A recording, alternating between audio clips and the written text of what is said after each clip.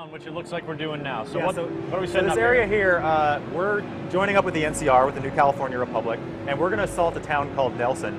Nelson used to be an NCR outpost before it was taken over by Caesar's Legion. And Caesar's Legion, they're our bad faction in the game.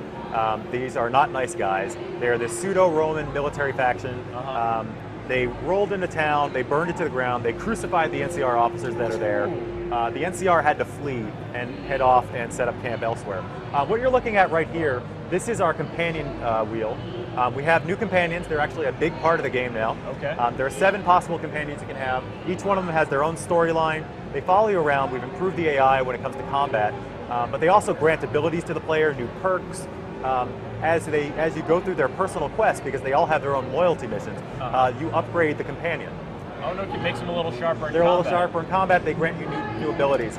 And so with the companion wheel though, we're letting players easily give commands before you'd have to go through a dialogue tree. And so if you're in combat and you need to give your guy health, you can run right up to him, hit the companion wheel, and give him a couple stim packs. Boom, there you go. Exactly. You don't have to interrupt and say, excuse me, how are you doing? Perhaps you would like to use a stim pack. So we're actually going to back out of here and we're going to go take on Nelson. We've got the NCR backing us up. We're going to sign up here with Sergeant Cooper. We're going to roll in and we're going to assault the town.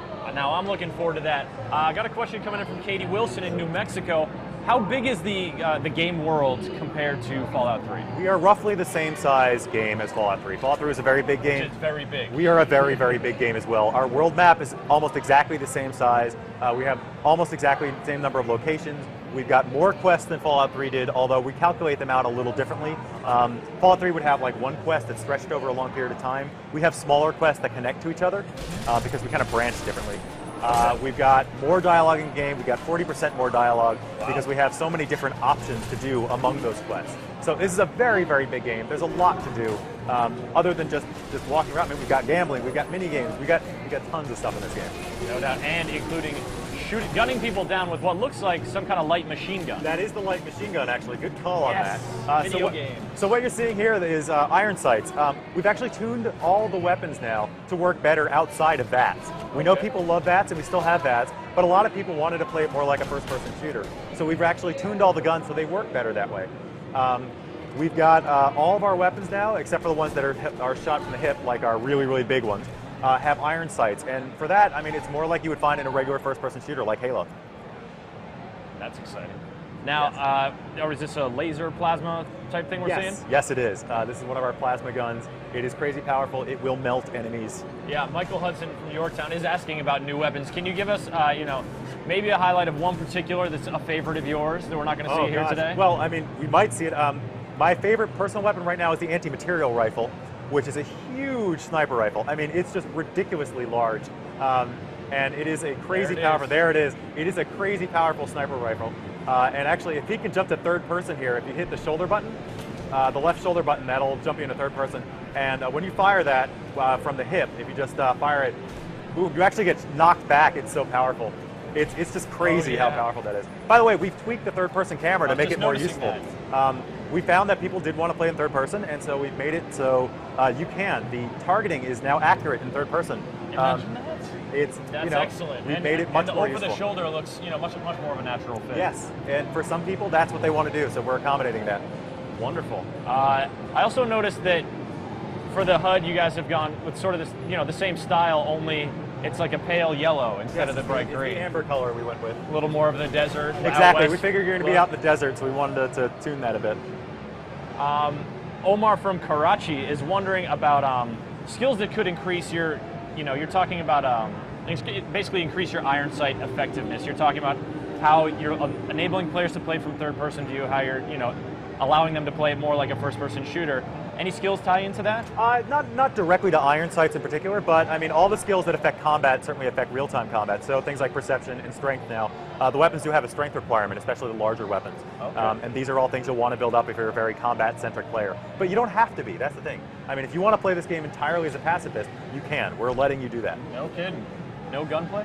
If that's what you want to do, you can do that. It's going to be extremely difficult. On the other hand, we're also letting players play as the complete badass. We have 2,200 characters in the game, and all of them but one can be killed. So we are doing everything we can. Do I smell an achievement?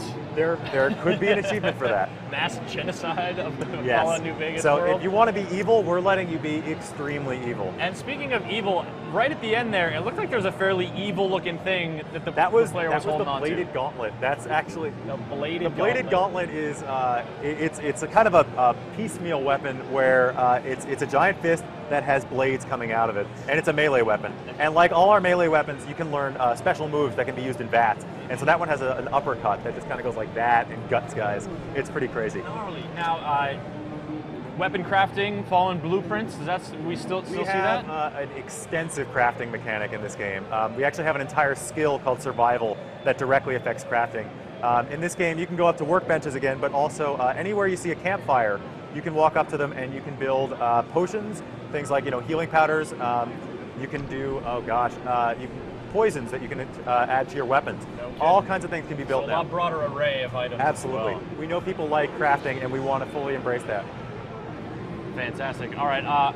One last question here. A lot of folks are asking about connections with other games, notably Alberto from Spain. Does Fallout 3 save data play a role, or does are the connections only to the previous Fallout? We're not letting players import save data or anything like that. Okay. We do have connections story-wise, but they're very, very minor. Yep. News travels very, very slowly in this world. So even though we are a couple of years after the events of Fallout 3, there's no airplanes and there are no cars. So these things... The Pony Express isn't back and running? No, although we do actually have Mojave Express here. The Mojave Express? Yes, but that's only within the Mojave Wasteland. All right, excellent. So you can, maybe do some courier jobs. Yes, you can actually earn some money on the side that way.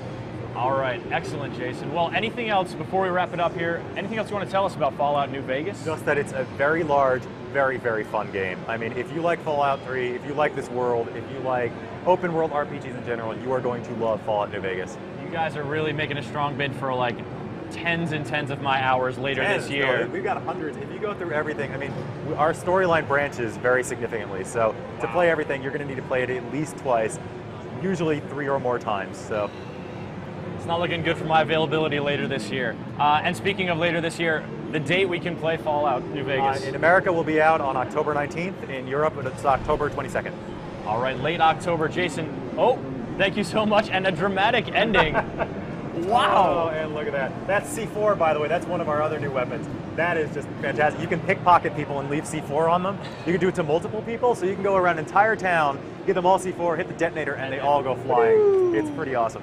Now, that's the kind of thing you want to be able to record. Exactly. Precious memories. Jason, thank you so much for coming by and showing off Fallout New Vegas. Pleasure. Looking great. All right, folks, up next is back out onto the show floor for more from E3 2010.